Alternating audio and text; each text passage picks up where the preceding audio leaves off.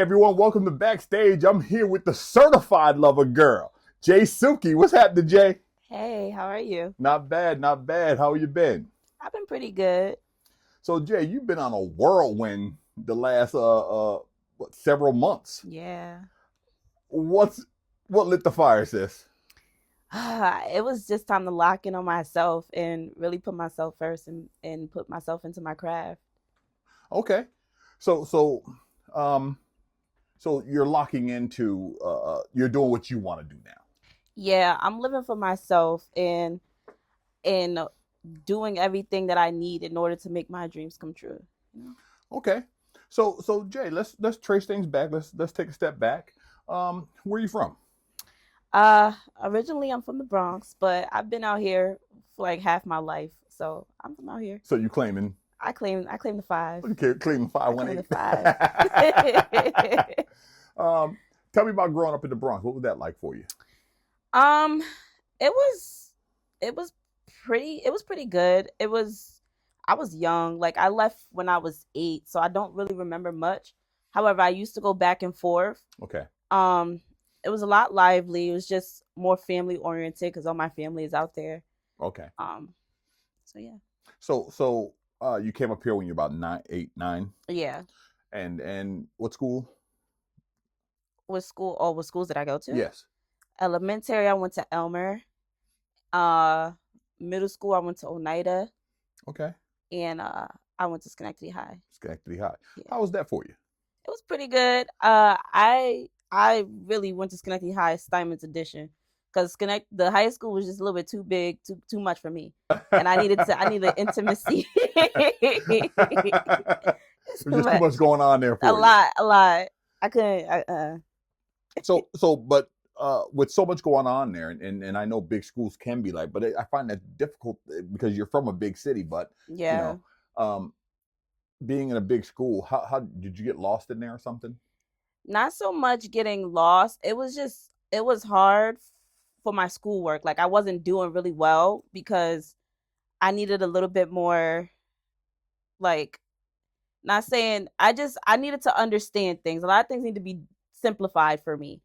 And they just didn't have the time to do it. So I just was like, let me go to the other school. They could actually spend time and help me learn and pass. So So back to the high school days. mhm. Um, who were you in high school? Oof. Um I was a, I was a quiet girl. Uh I had about 2 friends. I didn't even like people like that.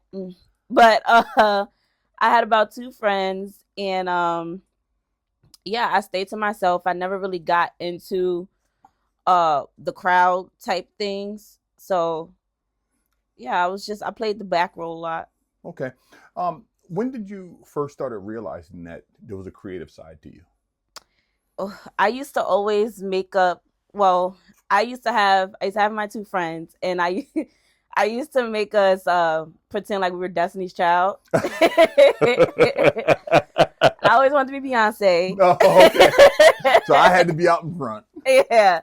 Um, but my dad is a singer, Okay. and my dad and my uncle they had a group when they were growing up, and they tried to recreate that within the kids like a Jackson 5 ordeal. Okay. But I guess I kind of took that on a little bit. Like I always knew that I could do it. Okay. So, and I used to always like write freestyles in high school. I used to freestyles to on beats and stuff like that. Okay. So Yeah, this is as long as you can remember. You've always as had long as I can remember. a Yeah, little bug in you. yeah. Okay. And were you doing anything in high school with your creativity? Aside No, from that, were you doing anything like honing in on that craft? um, no. I was really shy, and I was afraid to be out, even though I wanted to be. I was afraid to be. So I just always was like, I can do it in in behind closed doors, but in public, no. Explain to me that because you're now a performer, but you're telling me that you were shy. I had to overcome that. Honestly,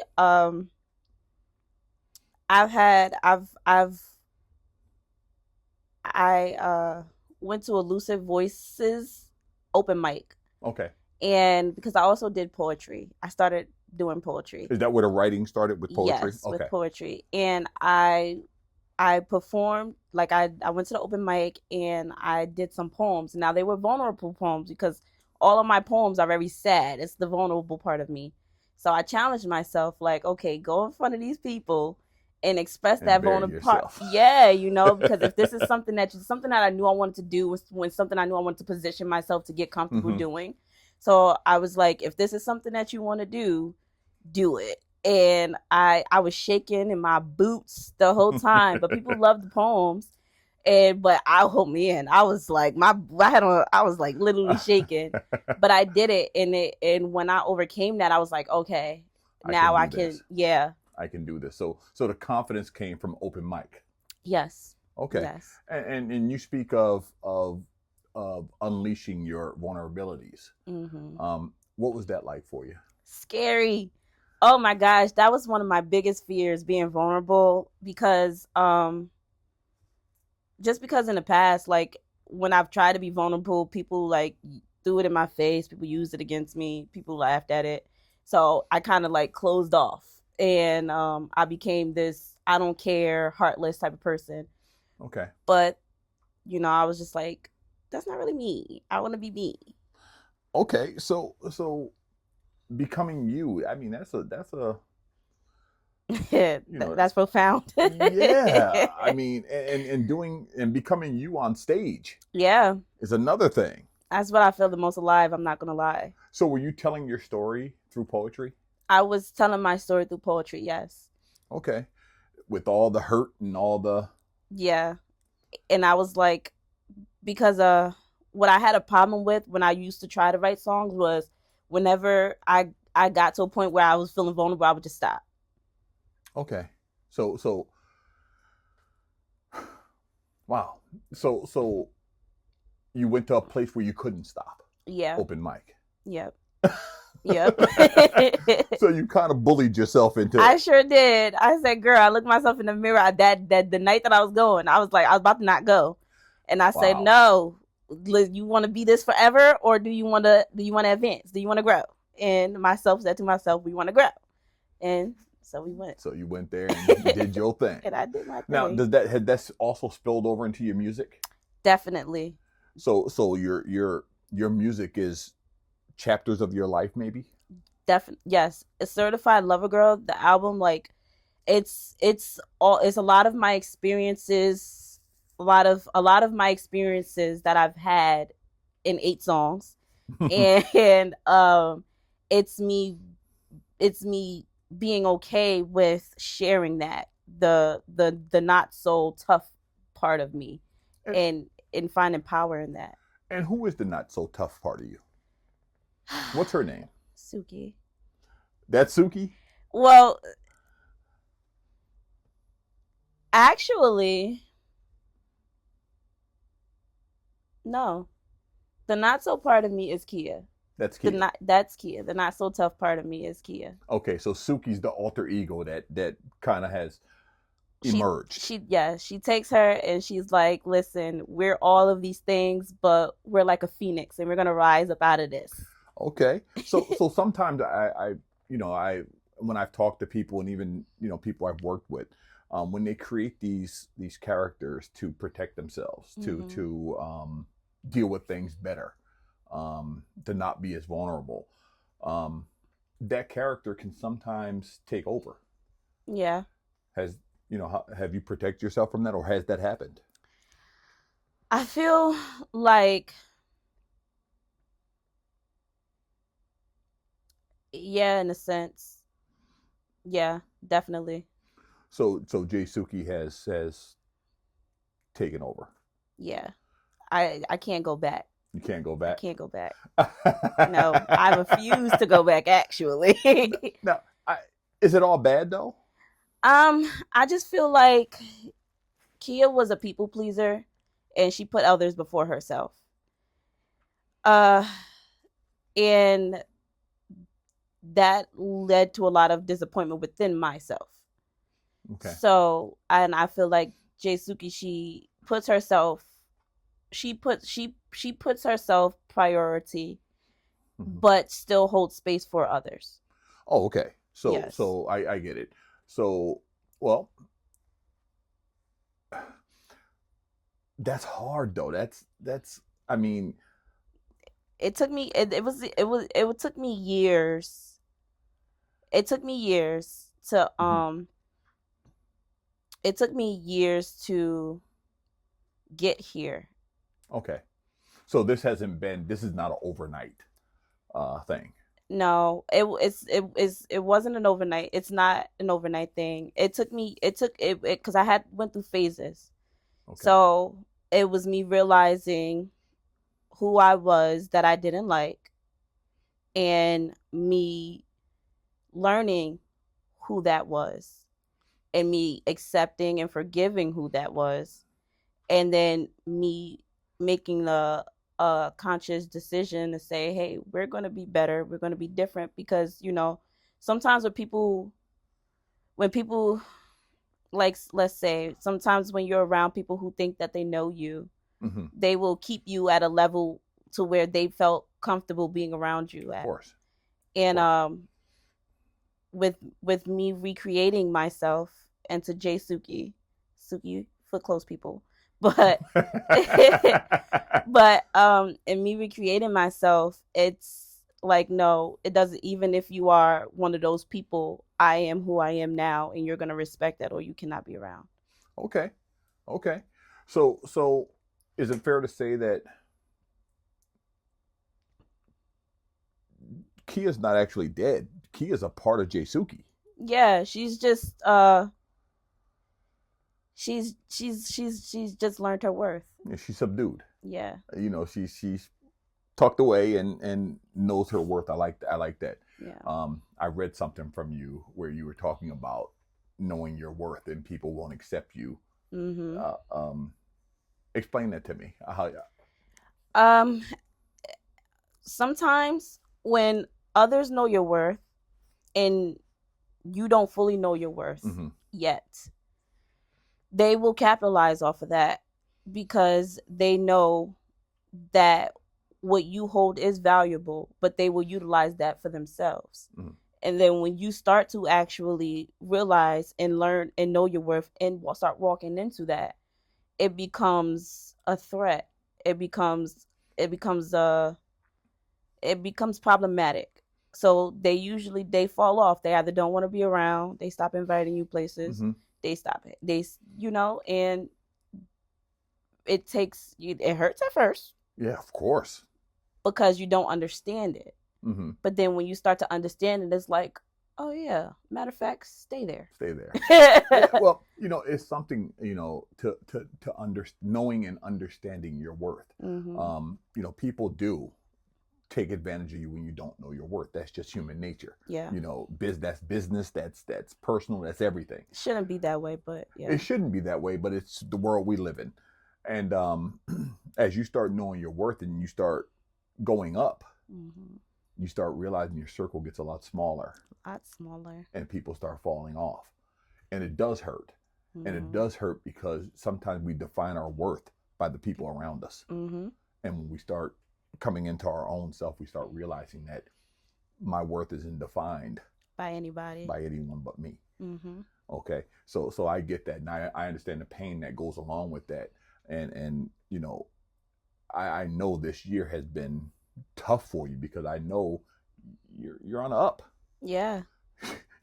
you're on the up. So I know when you're on the up, people are falling off on the sides. And so I know that comes from a painful place, and I can respect that, and I appreciate you for sharing that with us. How did you come to that strength, though? Where does that strength come from? Isolation. Okay. I'm a loner. Naturally, I'm a Virgo, so I'm a loner. um, so, so it was, at first, it was a forced isolation. Like, it was a divine plan. It was God done took my car from me. He took my car from me, And I started to see like a lot of connections and relationships. It was me holding them together more so than equal give and take Right. of the fatter. And that took a lot too because I was so upset. Like, why people that come and see me? Yeah, old poor And me then, shit. yeah, you know, I was all pity partying myself. And then when I started to actually like sit down and start vibing with myself, I was like, oh, okay, well, and then that's when I really started to hone into like my music. And at that time I was doing lashes and stuff. So I was like perfecting my crafts in all areas. And then I was like, oh, okay, well, I could utilize this time for positive things and, go. you know, to fill my own cup and fill myself up. And that it transformed my mindset, honestly. And a lot of motivational speeches. Okay. Well, you know, isolation is a powerful, powerful tool. Yeah. I spend a lot of time by myself. You know, a lot of time just sitting on the back deck, having a drink back there and just spending time with myself because I find that the more people around you, the more confusion there is around you, the more all those opinions people want to have. Yes. Yeah. And the stimulus, just too much stimulus and dealing in other people's mess and not taking care of your own mess. Right. You start to lose yourself. And when that isolation, that pulling yourself away allows you to pull back into yourself. So I understand that. And that's a strong statement coming from such a young lady. I mean, it takes years to get there. Yeah. It takes years to get there. I've always been told I was wise beyond my years. So yeah, well, you know, you spoke about motivational speakers that I guess you've been listening to motivational speakers. Yeah. And you know, they speak to your inner core. When they start, it's almost like when they're talking to you, they're telling your story and you're thinking, yeah. Exactly. Yes. I was like, how are you living my life? How are you living my life? How do you know about my life? You know, and that's crazy because you know, I listen to Les Brown. I love him. Okay, yep, he was one of them. He's one of the guys I listened to in my younger years, and I absolutely loved him because it seemed like he was just inside of me telling my story, and I could relate to it so much. So you took this isolation, this break away from everything, to pour into yourself, and in pouring into yourself, you started producing some music. I started producing some music. The first song that I wrote is actually the first song on my album, Love Letter. That took me 1.5 years to write. Tell me about Love Letter. I want to know who's the letter to. Someone I was in love with. Okay. And honestly, I'm going to take accountability and say that the time that we spent together, I wasn't completely healed. So I didn't cherish it the way that it needed to be. Okay. And so I wrote that song, and it took me 1.5 years because I kept stopping because I was getting vulnerable. And I was like, I don't know if I want to say this. I don't know if I want to. Yeah, you know, and I was like, because these are things that I was too prideful to actually say to that person. Okay. So I put it in a song, and it took me, and I finished it during my isolation. I started writing it beforehand. Okay. But then during my isolation and being like, all right, you know, coming into myself, I ended up finishing it, and the person heard it. I played it for them. but that came about, and I absolutely love that song. And at the end it's like can't give up now, won't back down now, can't throw in a towel, my timing is now. Because that was me coming to terms like, all right, I'm going to do this, and no one's gonna stop me. I don't care what I have to go through to accomplish this. It's gonna happen. So are you when you're writing this music, when you're going through this, are you reliving this? I'm in my head all the time, so I'm always reliving it. But it in a sense, but it's me writing, it's me presenting it in a way that is because I can, me as a person, I can sometimes like what's the word that I'm looking for? I can sometimes make everything seem so like just so terrible, so bad, just Okay. But when I'm Half writing, empty. yeah. So when I'm writing, it's me like, okay, this is what this is what it is, but then trying to have it's forcing me to add hope into it a little bit. Okay. So it's not all down, it's not all sad, and it's something that people, and I try to think about what others could relate to too, because I also know that I'm not the only one going through what I'm feeling. That I'm not. I will be a fool to think that. Right. So I also keep in mind like, okay, how can I present this? How can I say these things to a point where it can resonate with others as well? Okay. Okay. So a lot of your writing does take into account that you're talking to another audience. Yes. Okay. Because I usually write with me being on stage. Like I write it like in a way, like if I could perform this and I can envision a crowd bopping to this, Right. and like be like, oh snap, that's a hard bar, then I do think about that. Now, Love Letter and Certified Lover Girl. Tell me about Certified Lover Girl. Yeah. Certified Lover Girl. I happen to love the song, by the way, too. Yes. Yes. Thank you. Certified Lover Girl is eight songs. It's this is like 3 years in the making. This whole album. It was going to be like two other different names beforehand. And by the time I finished the first the first, well, this the last second, the on the album is like it's 5 songs. Mm-hmm.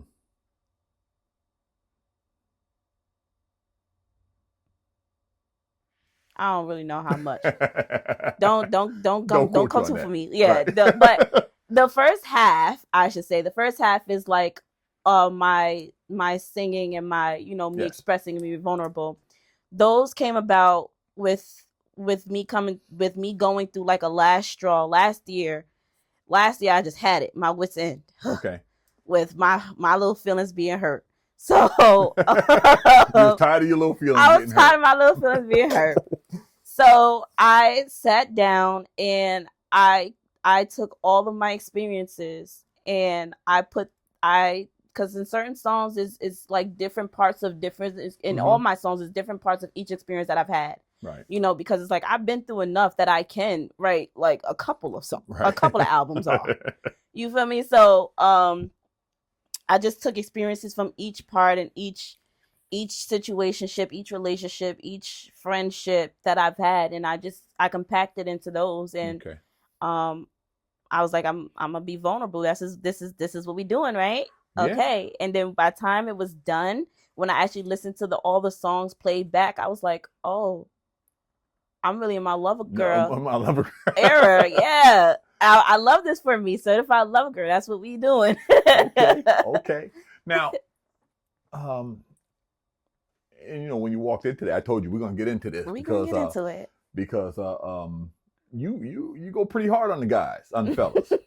I see you dropping some gems to the ladies, and you going pretty hard on the guys. Do you harbor some resentment? I feel like I'm trying not to. Okay. I'm trying not to. I do feel ways, but I also know that I've been in the era of taking accountability as well, because it takes two to tango. Yes, it does. It takes two to tango, and we had a conversation earlier, and you were saying that it be our fault, and it do, because, and this is what I'm learning to start taking accountability for. So I mean, that post was really for the girls that are still in it. Okay.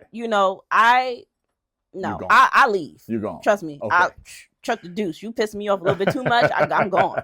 I remember a long time ago. Right. I was just a kid. My brother was living in Rochester at the time, and I was visiting him. And I remember him telling me at one point, I was just a kid too. I couldn't have been more than 13. And he told me, he says, we are the sum of our choices. That's true. We are the sum of our choices. So, you know, if we're going through some shit, we made those choices. We made those choices. So, you know, I from that moment on, that just resonated with me. And I said to myself, I said, you know, no pity parties. No pity parties, no right? Pity parties. These are my choices. I'm gonna live it.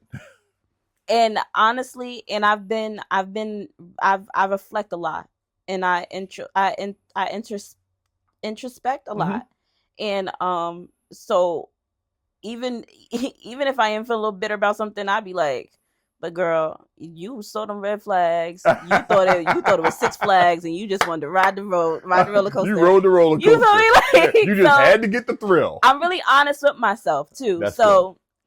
I do understand that within myself. That post is for people that are still in it. And like, even when I talk to females, if I'm talking to a female one-on-one that might be going through something that I went through, I'll say, you know, I would never advise people to leave their situation.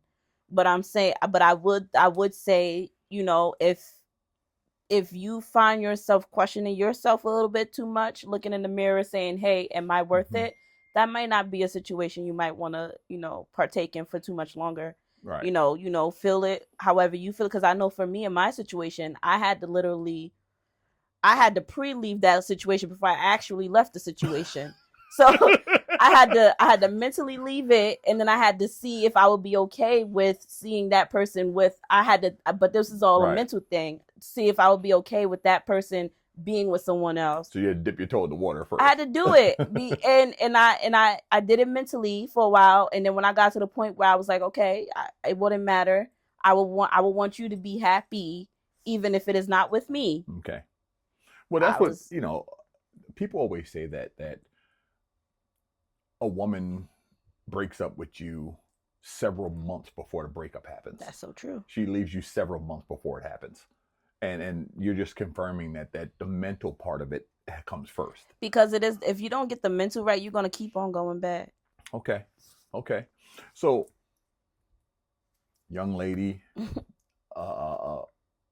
raising a son. Yeah, my little baby. How's that working out for you? It works out really well. I've always wanted a son. And I feel like I feel like I instill like great morals and values into him. And I'm teaching him about integrity, because I don't project my feelings of the men species onto him. Okay. Because what he is coming into the world is something new, something fresh. And I want to instill proper things, so therefore he can grow up to be, you know, something of good standard, you know, and a man of value. Yeah, a man of value. Yep. Yeah, I get that, and that's important, because, you know, a lot of times we can project our life onto our kids. Yeah. And that can be a mess when we start seeing ourselves and our kids like, oh my God, you know, that can be a mess. And so I'm glad you have enough forethought. Yeah. To know that, hey, listen, I had a rough go of it. Yeah, and I don't want you to have that. Right, you don't need to have that. Yeah. So that's your pride, your son. Yeah. That's your guy. Yeah, and he knows me inside and out, so I love that too. Okay. And he like my best friend, for real. So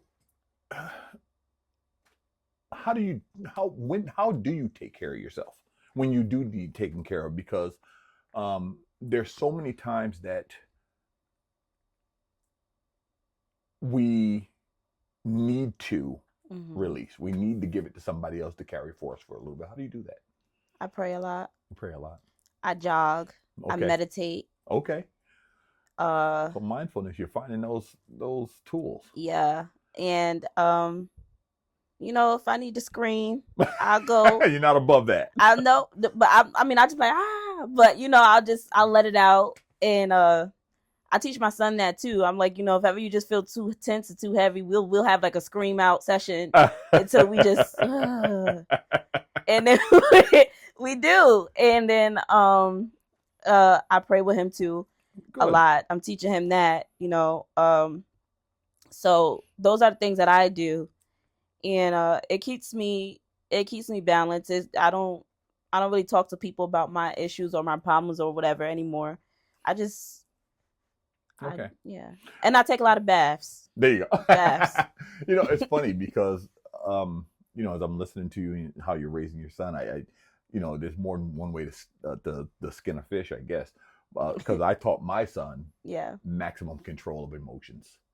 That was my thing with him, is always control your emotions. You're a man, always control your emotions. Never let anyone see you sweat. Don't let them see you nervous. Don't let them see you mad. Don't let them see, control that.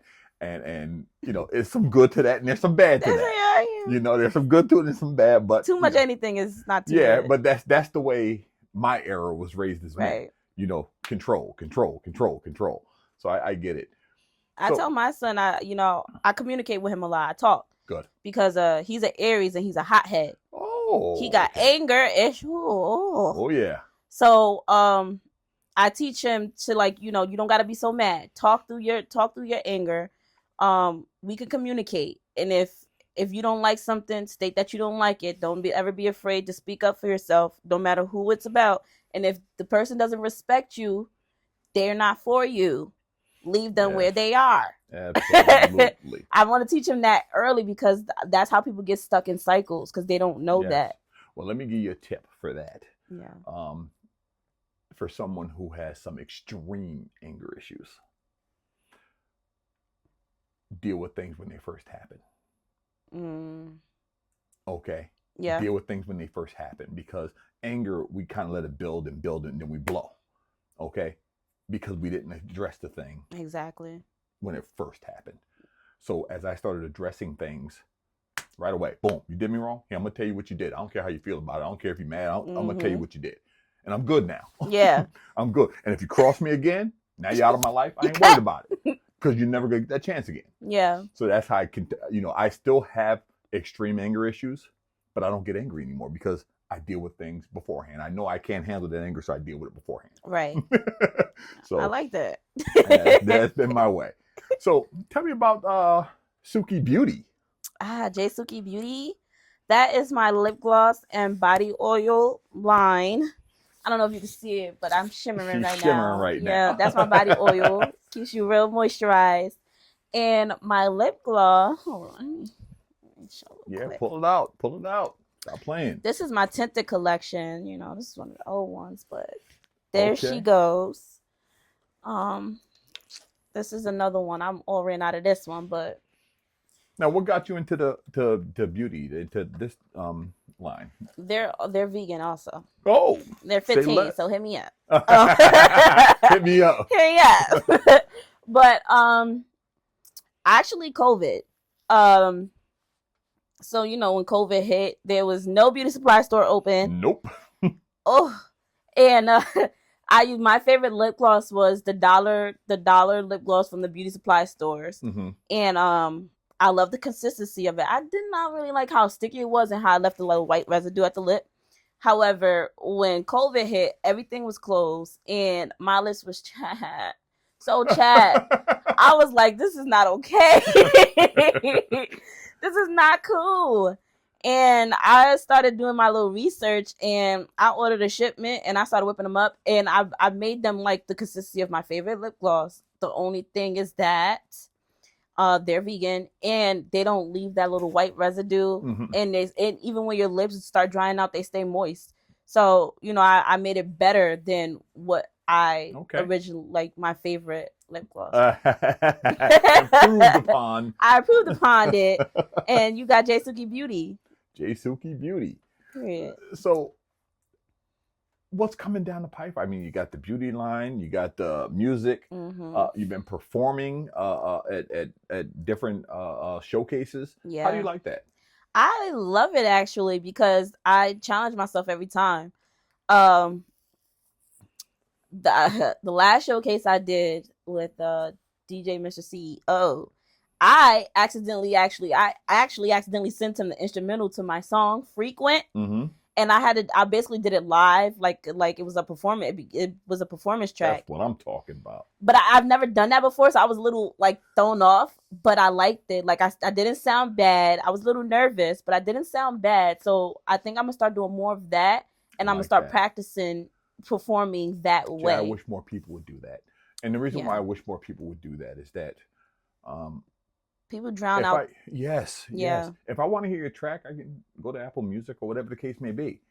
I don't want to see you lip singing it. Right. I want to hear you. Yeah. You know, that's the beauty of a live performance. That's how you actually elevate yourself too. Yes. And I honestly, that was an experience that I'm going to take and practice and rehearse upon, so that I can start doing that more often. And let me tell you this: you will set yourself apart from the vast majority of performers out here. You will set yourself apart to say, look, I'm confident enough in myself to do this raw. To do it raw, yeah. Raw. I was scared. I was like, how did I sound? It was like, you sounded great. I was like, okay. Yeah, no, that's big up to that. So, you know, that whole underground scene here is kind of blowing up now. I mean, we got, you know, MBB World, we got Justin Conyers, we got Freedom Stratton, you know, all these guys are doing their thing in the underground here, and the performers are, I mean, I'm seeing performers coming out of the woodwork now. Yeah, there's all types of artists, which is good because, you know, it because honestly, that's that's how I got to get more confident in it too, because even though I did do the open mics, I was doing poetry. Okay. So when I did my first showcase, I was like, oh, like this was different. At first I went to see a couple of them, you know, like I went to see, you know, how the atmosphere was. Right. And my first one, shout outs to Bakari Stout, I did a couple songs with him, and he was on some lineups, and he was like, do you want to perform with me? And I was like, yes. And then we got two songs, Shimmer and Bigger. They were pretty good. Check those out. But that introduced me to that, and that made me feel comfortable in that type of crowd. Gotcha. So that was And I see you taking your show on the road too. You were down in Long Island. I was, yes. How was that? It was amazing. The people there, like, yeah, they were fucking with me. They were fucking with me. They were like, "Yo, you're so." As soon as, like, first they was fucking with my look at first, and then when they heard the song drop, they was like, "Oh shit!" Okay. And I performed. They was like, "Oh shit!" They was like, "Yeah, okay." Ooh, she that girl. Yes, I probably would have won $1,000 had I not left early, but whatever. They was like, "If you leave, you ain't winning nothing. Don't hit me up." I said, "Dang." I gotta go. So do you have plans to do more showcases in different areas too? Yes, I would love to. My main thing is transportation, but, you know, hopefully I start to lock in consistent transportation, and or i.e. get my own car.